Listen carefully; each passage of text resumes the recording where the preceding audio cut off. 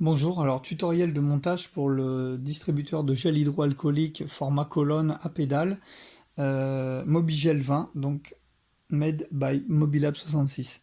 Donc pour réaliser ce montage, on va avoir besoin dans un premier temps d'imprimer la notice de montage, c'est quand même plus simple avec le plan d'ensemble, la nomenclature pour vérifier qu'on a bien tous les éléments. Ensuite, on va avoir besoin des pièces donc, qui sont à imprimer, qui sont téléchargeables sur le site FabLab 66. Donc ces pièces à imprimer, il y en a 5. On a ici le support de bouteille. On a le support de tige, la croix, on appelle la croix, donc il y a 2 fois la même pièce. On a la pédale, qui va servir à actionner le mécanisme. Et on a ici le support de pédale. Voilà les 5 pièces à imprimer. Alors il y en a une 6e qui ne sera pas présente sur le système mais qui va nous servir à faire le montage, c'est le gabarit de perçage avec des trous disposés d'une certaine façon, on va le revoir tout à l'heure. Alors un des derniers éléments, c'est la bande en polypropylène donc qui va maintenir le dessus du bidon. Donc c'est du plastique souple de 0,8 mm d'épaisseur. Donc cette bande, on peut la découper au laser ou au ciseau ou au cutter. Donc cette bande, elle fait 28 cm de long. Les bords sont arrondis. Elle fait 4 cm de large. Et ici, on a 2 trous dont l'intrax est de 25 cm. Alors ensuite, pour faire le montage, on va avoir besoin aussi de visserie. Donc au niveau de la visserie, ici j'ai un axe ou une vis de 6 mm, longueur 80 mm. Donc moi j'ai pris une vis et je lui ai coupé la tête. Ensuite, on va avoir besoin de 6 vis à bois, diamètre 3 et longueur 16 mm.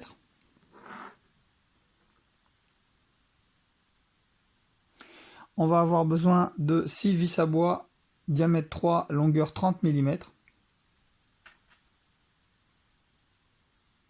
Et on va avoir besoin de 2 vis M4.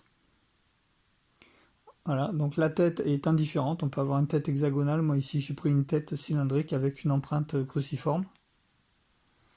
Ensuite, au niveau des outils, on va avoir besoin d'un mètre. On va avoir besoin d'une perceuse. On va avoir besoin d'un foret de 3 mm, d'un foret de 4 mm, d'un tarot M4 et d'une fraise à fraisurer pour apporter un peu plus de finition au niveau des perçages. Alors première étape de l'assemblage, je vais prendre mon tube PVC, parce qu'évidemment il faut le tube PVC, qui va être l'élément principal du distributeur. Donc sur ce tube PVC ici, je vais faire un repère à 50 mm du bas, ici, et je vais utiliser mon gabarit de perçage. Donc mon gabarit de perçage va me servir à faire 3 trous.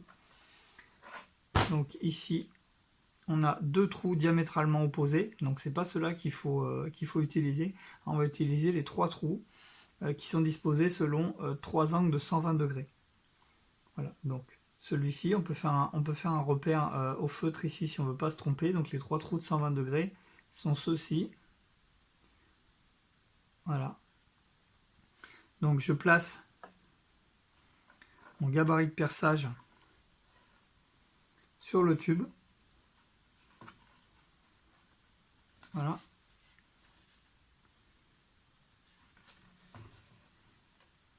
Et je viens faire un point ici à l'endroit où je vais devoir percer pour fixer la croix de guidage.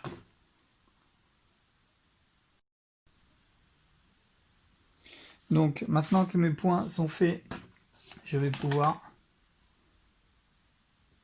percer. Premier trou.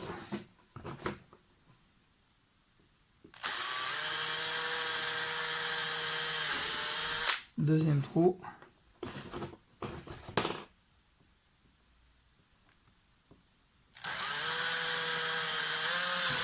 Troisième trou. Maintenant, je vais faire un petit fraisurage avec la fraise à fraisurer.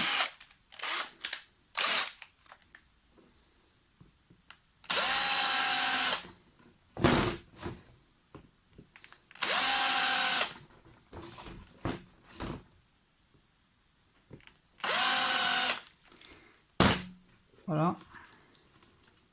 Et ça va me permettre de noyer donc les têtes de vis afin qu'elles ne dépassent pas et d'avoir un rendu un petit peu plus propre. Donc cette opération de perçage des 3 trous avec le gabarit de perçage, je vais la reproduire à l'autre extrémité ici vers le haut.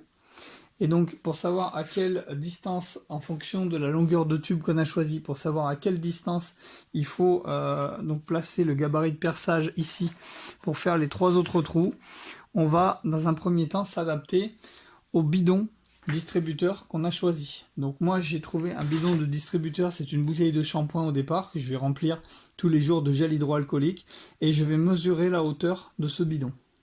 Moi, mon bidon fait 22,5 cm de haut. Alors tout simplement, moi par rapport à la conception du distributeur de gel, je vais enlever 6 cm. Donc 22,5 cm de haut moins 6 cm, ça me fait 16,5 cm. Donc mes trous ici en haut, je vais les faire à 16,5 cm du haut du tube. Alors maintenant que mes trous sont faits ici aussi sur la partie haute, je vais introduire les guides, les 2 croix de guidage ici à l'intérieur du tube. Voilà, et je vais les visser.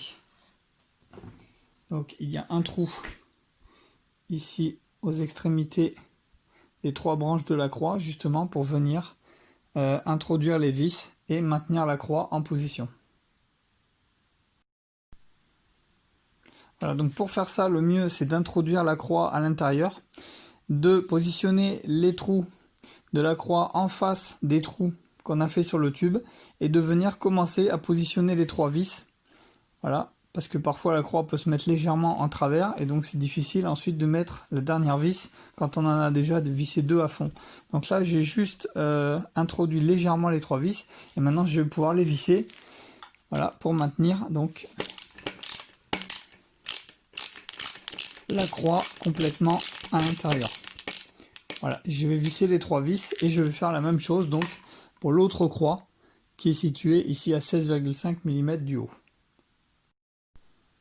Alors ce que je vais faire maintenant sur mon tube, c'est que je vais venir tracer une encoche ici de 25 mm de large et 25 mm de haut pour pouvoir faire ressortir ma pédale. Que je vais ensuite devoir couper ici au niveau du tube. Voilà, je vais devoir découper cette encoche. Voilà, donc j'ai fait mon encoche. Alors moi en plus j'ai fait 4 petites encoches.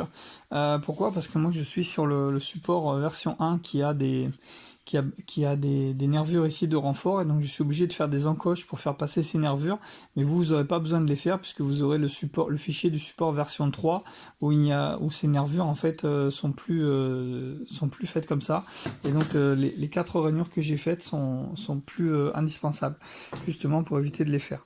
Alors par contre ce qu'on va faire c'est faire les trous avec le gabarit de perçage pour fixer le tube sur le support. Donc là on va de nouveau prendre les 4 trous à 120 degrés, les 3 trous à 120 degrés, pardon, et entre le bord ici de l'encoche et le premier trou, on va laisser de nouveau 25 mm. Et on va ici décaler notre gabarit de perçage de 5 mm ici du bord, et donc on va faire nos 3 trous, un ici et un de l'autre côté, pour pouvoir percer donc les trous de fixation du support.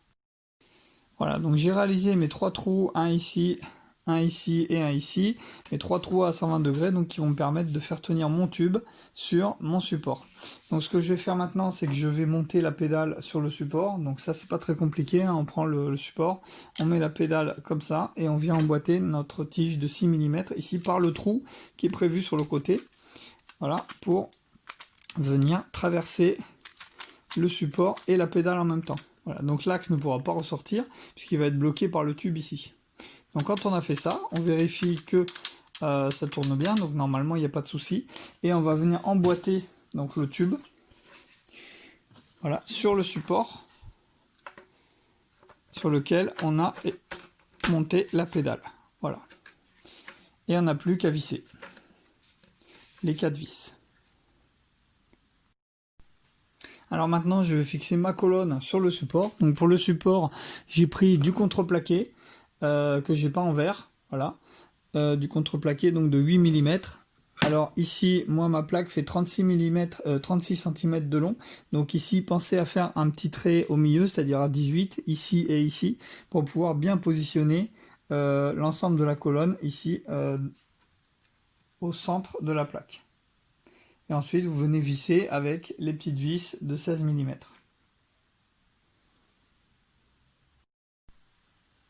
Alors maintenant que ma colonne est fixée sur mon socle, donc je vais m'occuper de la tige. Donc ici j'ai pris une tringle à rideau là, de diamètre 12 mm.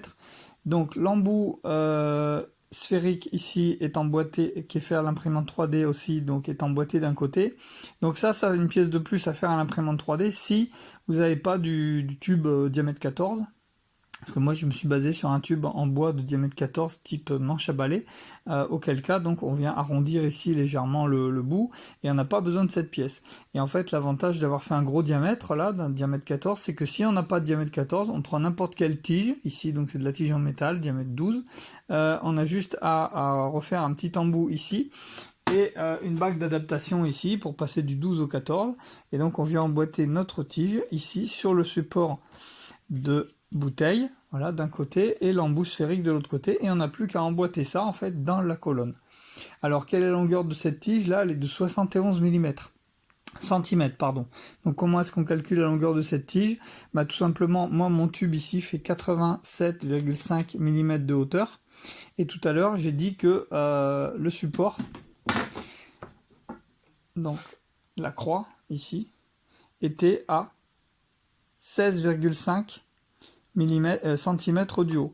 Donc si je fais 87,5 cm la hauteur de mon tube moins 16,5, et ben j'obtiens 71. Tout simplement, on a un décalage de 1 cm par rapport à la pédale.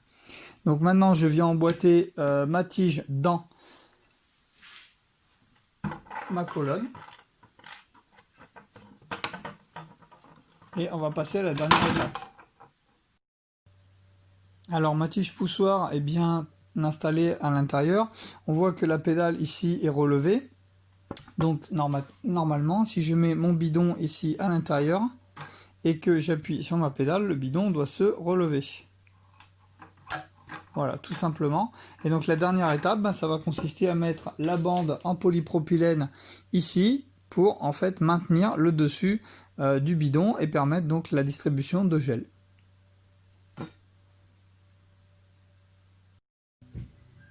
Donc pour faire ça, je positionne ici ma bande en polypropylène au-dessus du bidon. Je l'attends à la limite en fait d'appuyer sur le poussoir, et je viens ici marquer avec un feutre fin l'emplacement où il va falloir que je mette mes deux vis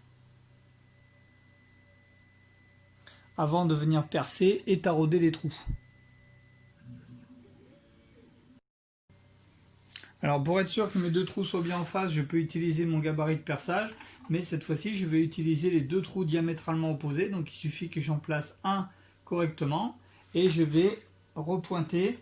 En général sur l'étape précédente on bouge toujours un petit peu, donc là je vais repointer le trou qui est bien en face de celui-ci, voilà, et je vois que là d'ailleurs je m'étais décalé de 1 cm. C'est pas bien grave, mais ça permet comme ça d'avoir les deux trous diamétralement opposés. Maintenant, j'enlève mon bidon et je perce ici mes deux trous de chaque côté. Voilà, ensuite je viens mettre mon tarot. Donc le tarot, normalement qui ne se met pas dans une perceuse, hein, et qui se met sur un outil spécial pour les tarots qui s'appelle un tourne à gauche. Voilà, mais là vu que c'est très fin et qu'en plus c'est du plastique, je vais le faire directement à la perceuse. Voilà, donc je taraude. Alors on pourrait aussi mettre une vis à bois, mais la vis à bois elle est un petit peu pointue, et donc au moment où éventuellement on va introduire la main pour remplacer le bidon, on risque de se griffer. Donc là j'ai choisi de mettre des vis avec un filetage. Donc je vais rentrer mes vis ici dans ma bande en polypropylène. Ah, le trou était peut-être pas assez grand. Je vais l'agrandir légèrement. Voilà. De chaque côté.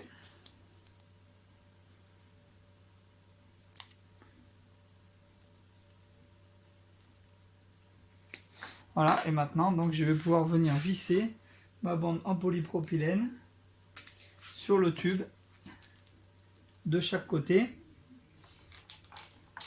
sans forcément mettre le bidon avant, puisque de toute façon la bande en polypropylène, elle, va être pivotante, ce qui va permettre justement de venir ouvrir le bouchon du bidon pour pouvoir le remplir ou carrément changer le bidon.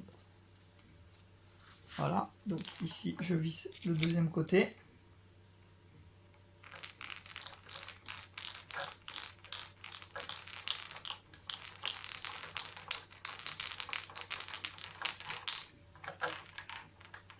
Voilà. Voilà, et mon système est terminé. Donc j'ai juste à faire basculer la bande en polypropylène, à introduire mon bidon et à refermer ici ma bande en polypropylène. Voilà, il y a un petit jet de gel qui est sorti. Et donc maintenant je vais pouvoir actionner ma pédale et vérifier que ça fonctionne.